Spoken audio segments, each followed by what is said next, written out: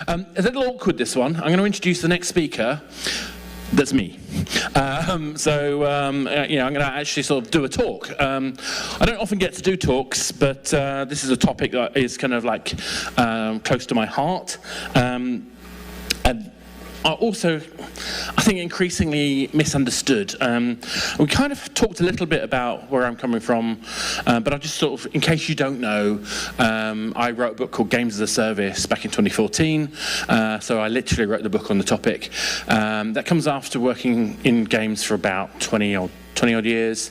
I've been basically involved in running service applications since the dawn of dial-up modems. Anyone remember dial-up modems? Yes. My first dial-up modem was a 96 board for my Apple IIe, and I played Shades. Anyone know what Shades is? It's a text-based adventure online. So I was doing multiplayer online gaming in 1984. I'm old. But I also was involved with, professionally, I got involved with a thing called Wireplay, which was the second online gaming service in the world by a week, M-player beat us by a week. And it was basically running games like Quake, Counter-Strike, Unreal. I got to meet Mark Rain back in the 90s, would you believe? We even saved Counter-Strike. I like to claim this. They ran out of money before they got bought by Valve. We bought them some new computers. Why am I saying all this? It's because nothing of this is really new. Actually using services, live operations, it's actually something that's been going on in the background for a long time, but we don't really understand it particularly in the mobile space, because it's still relatively new here. So I'm going to try and share my understanding of how this works, but I'm going to particularly try to apply it to what I think is happening with growth. So what's live operations got to do with growth? And that's because I think we don't do enough joined up thinking. If you think about user acquisition, we're going to go find users. We then want users to play. Now, playing isn't just simple. Anyone done any reading up on growth hacking? So we've got to basically kind of engage audiences, not just acquire them. And so engaging the audience to kind of convert them into the process of actually playing is important. But then to do that, we've got to have content updates, functional feature updates. And if we do that too infrequently, guess what happens? No one plays. Just a thought. Then we've got to do events and promotions, so that's kind of build up the life and the passion and the excitement of playing the game, and also community. We've got to engage that. Actually, all of the material we have to do for that is essentially a rich tapestry of content we can feed back into our campaign designs. Because we've actually got to excite players who are already interested in what material is going on in this game. Why are we not using those lessons? Because these are things we know actually work. How do we know? Because we're using data. So we should be using that information. And also, there's an authenticity to it. If we've got content and material and real players, as we heard earlier with Bunch, actual real players talking to each other, sharing what their experiences are, is incredibly powerful. So my hypothesis is we should be using that. Now, obviously, it's not about taking the actual asset that we did for the internal people and using it, but it's using the understanding that that's there to tantalize players or the potential players to come and find out about our game. Now, to go into a bit more detail on this, user acquisition is analytical, we know this, but attribution is a bit more complicated. It's not just about the last person who we got. Maybe this person came in, saw us on Facebook first, saw us on Twitter, then they actually did an install on organic, as in go to the App Store. Actually understanding the multiple touch points of where people come from is complicated. And equally, organic installs aren't what they used to be. This is according to AppsFlyer. They were looking at data trends from 2018, and they saw that the proportion of installs that were coming from non-organic sources, meaning paid for ads, was actually increasing compared to the organics. So that's interesting. Why is that happening? Is it about the competition? Are we getting better and more efficient at communicating and marketing? Well, I think it's because we're missing some, I actually think this is missing the passion and the engagement and retention. Because what this isn't showing us is what proportion of those people that install stay. And what proportion of those people from that channel spend.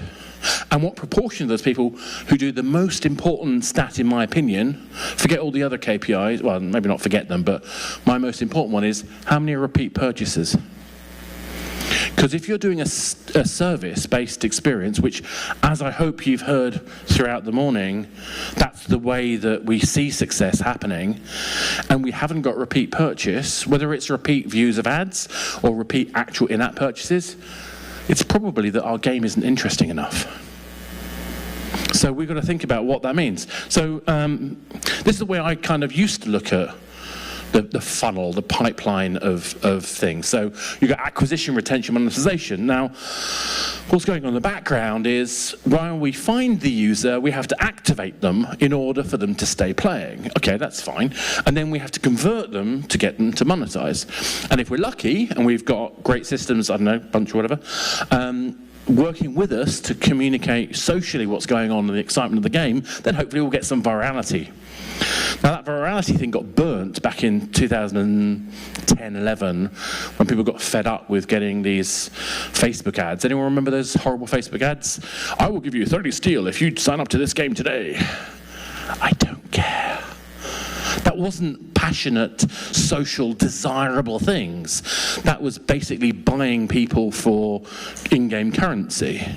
But what I think is interesting is there is still a value if you show a friend what your game is and they care about it, they're more likely to install it. We'll get back to that in a bit. I should explain what I think of as live ops. So this messy diagram essentially shows you the components of the way I look at live operations. So launch, obviously, we launch a game, we have to acquire users, but then we have to let that feed into community, events, promotions, ongoing content, ongoing features, and problem management. All of those are symbiotic. They shouldn't be sat alone. They feed into each other. If you haven't got good problem management, how are you going to make sure that you deal with the bugs and issues and even the kind of community problems that happen in your game world? If you don't have a constant pipeline of ongoing, regular release of content, whether it's new outfits or gameplay, your game's dead. And it has to be predictable. It has to be every week, every day, every month. It has to be a consistent, predictable, communicated pipeline. Same thing goes with features. The feature pipeline is going to be a longer frame. It might be monthly or 3 monthly, but you have to have this consistency of message. I will deliver. As a game developer, I promise my players I will deliver to you, and I will keep to my promises, and each of those releases I do will be meaningful. But then we can talk about building up experiences around those tools and creating promotions which helps encouraging people to convert and hopefully repeat convert. Building all of those pieces into our community experience and then making them all talk together means we move from this kind of traditional funnel we talked about before into this, he says, this kind of funnel, he says, waiting for that to appear on the screen. That's weird. Let me try and press that button again. Nope, that didn't work. I seem to be having a problem with the big screen, having a different, there we go, right. So, remember we had that acquisition, retention, monetization funnel? I don't think like that anymore. What I look at is player lifecycle engagement. So what that means is we have discovery, when people first come and find our game, and our job is to get them to install it. Then we have learning, where they're not just learning about how to play the game, they're also learning about where the game fits into their daily routine. We've then got engaging, how we get them from that daily routine into something which is passionate and I've got to get home tonight because my guild are waiting for me. We know that moment, don't we? We've had that moment if we've played, WoW or similar games. But then converting and super engaging. We shouldn't be forgetting super engaging. Now, the sensible people in the room will recognize that as we go from the left to the right, sorry, right to left, hang on. Yeah, as we go from here to here, we're increasing the revenue potential. but we're also increasing the commitment of the player. And it's not just about the people who pay, it's also about the people who watch ads, it's also about the people who actually just create the community that is why people want to keep playing.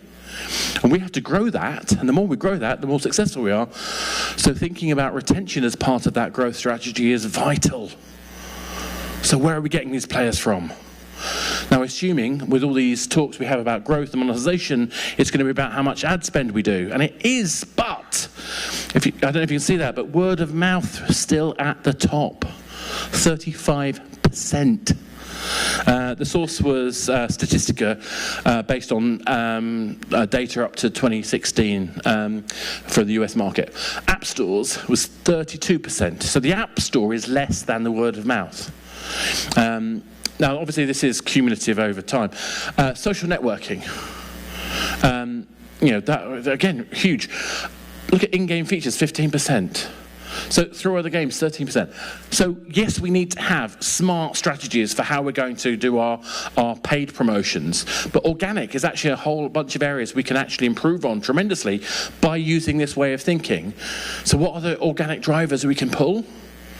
Well, word of mouth. Well, what does that mean? Well, community, events, promotions that are sexy, that are exciting. Look at this Hat of Wonder. I could buy that right now. I want to get the Hat of Wonder. Why don't those sort of messages, the social capital that goes with that, is part of what makes the game exciting. How do we make sure we use that and reduce the friction for players to share that joy with other people? Social networking, again, community, events, content updates, feature updates. These are things that we can talk about. If your feature updates don't have a tentpole release item, it's a phrase we used back in the Sony days, tentpole release meaning the thing that holds up everything else. Something messageable, something that's exciting. Every feature update should be a PR opportunity, should be a community update opportunity, should be a new event opportunity. In-game features, obviously, themselves, the actual act of play. Where is, in the act of play, do you have the opportunity to show off? If you want to go down the esports or the YouTubing area, do you have a style of play that encourages people to speculate the outcome as the progression of play happens? Do you have enough time for the event to happen and be spectacular and shareable and share-worthy? Do you have a moment after the spectacular event for people to naturally talk about whether they were right or wrong about the outcome, to talk about their surprise, their excitement about what just happened? So the flow of gameplay itself feeds into your ability to make this kind of organic growth. But then it goes on to kind of influences that very thinking. If you don't have that mindset, if you don't think about your game players as having a great time, but also as having their own audience, how are you going to create the opportunity for influencers to not just think your game is interesting and take your money to talk about it, but to actually actively want to choose your game because their audience loves your game and it makes them look good and it makes the viewers excited to see what is happening? That's all part of managing your growth and your live ops. So, in the end, it comes down to this idea that this is not a one-way street. The way you think and plan your live operations for your game, if you work as a service, then you can build like a snowball. And yes, you might start off small, but every time you do a new update of content, or every time you have this rhythmic pulse of new assets, features, content, items, events, promotions, community, it's just going to keep pushing the size and the scale of your potential. It's not for the faint of heart, but it is something that can apply to any game. It's a mindset. It's a way of looking at game development and rethinking it. You're not just making a game. You're creating a hobby. And that's what's going to make you successful. And creating a hobby allows you to build an audience as well. Thank you. So I've got about 5 minutes left. I obviously have a slight degree of thinking on these things, so I'm happy to take any questions you've got. Please feel free to answer, or I'll just carry on rambling for the next 5 minutes. You have a question? I will bring you a... actually, someone who can hand a mic over. Actually, what? I'm going to come down because I'm like that. I think this was the first hand I saw, so I'm going to go there. Thanks. Mike from Spire. I was just wondering if you had any recommendations for, it sounds like you were alluding to kind of talking about promoting the events through marketing. So, where you spend your money between user acquisition and kind of engaging users to participate in events, or are those one and the same? That's a great question. So, essentially, from my point of view, what I'm trying to do is think generically. So every game is going to have different approaches to that. But essentially, what I'm trying to suggest is, whenever you're making your campaign design decisions, if you can tap into something that already exists, that already has a community, already has a message that resonates with your player base, then that should be self-filtering. So when you look at the kind of content and experiences you're making anyway, how do you get your marketing designers to leverage that to the best of its ability? So you shouldn't be creating, I don't think, specific promotions around a particular event unless your game naturally would do that anyway. So I don't think we'd necessarily change your strategy by doing this. What you would change is the direction of the content that you would look to produce. So you have to test that. You have to use all the same parameters that you would do with any kind of campaign. And at the end of the day, you have to remember that simplicity part that you need when you first connect with somebody. But if you can find a balance between those two tensions, then you should have something really effective. Does that make sense? Cool. And there were some questions at the back. I'm going to come running down. So I love being my own host. Well, I'm going to do a 10K in a few months, so I better get fit. Go for it. What typical levers do you recommend small teams to use when they get started in something like this? Essentially, the best thing to do is look at the smallest possible thing that you can do. So your social media person, your community people, they're often the same person if you're a small enough team. They probably shouldn't be, but, to be honest, but let's say they are, because it was often the case. What you're looking for is, how do you encourage the players to feed that person with as many screen grabs, examples, yeehaw moments, whatever you want to call it, and then use that as a basis to think about how you're going to bring your strategy together. It's hard to say for a small company because it's always a challenge just to think about live ops anyway, so it's all hands to the deck. But I think essentially what you want to look at is creating a pipeline. So what can I make in terms of content feature releases that I can predictably deliver? What can I do daily? Now, obviously, you're not going to make new content every day. So can I have an XML list of things that I've already created that then can be released? Does that release require art, or can it just be a statistical change? Can I find a way to use backend databases to deliver something that changes automatically without having to have a person do it? So daily challenges. If the challenge is based on reaching a score or doing something in a time, that's a great way to have something. If you can create a moment that's capturable, that then people can do a competition or in your social media around, maybe you'll find an image that comes out of that that's worth using in your paid-for campaigns.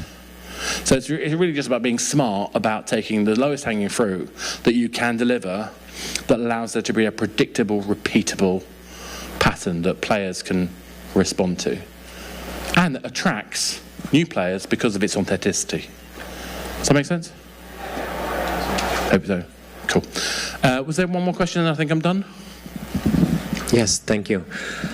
Based on the other lectures that we had this morning, a lot was covered on using the UA marketing techniques for, original capture of audiences, and I think that's really covered with the first objective with what you listed on discovery, but with the organic drivers being the primary thing behind expansion of the game audience, do you have any sort of measure or reference that you use for yourself on when to convert from the UA direct marketing exposure tactics to organic?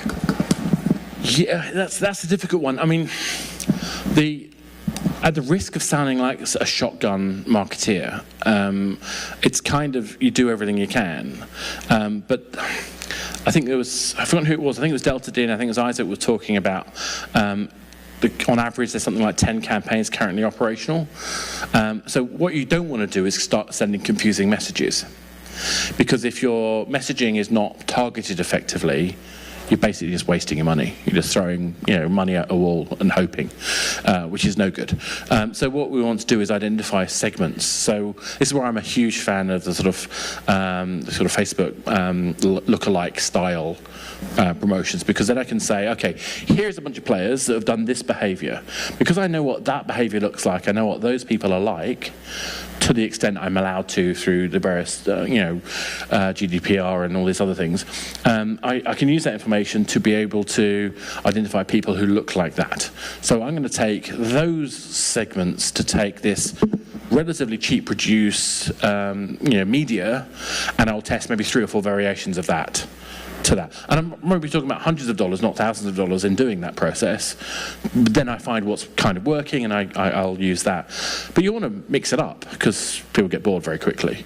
But then when I'm looking at kind of a wider scope, when I'm talking about much simpler, where people don't even care about the genre that my game is, then I need something much more simple. And then I need to have a more traditional way of looking at kind of promotions, and that's where I'll go back to the other techniques.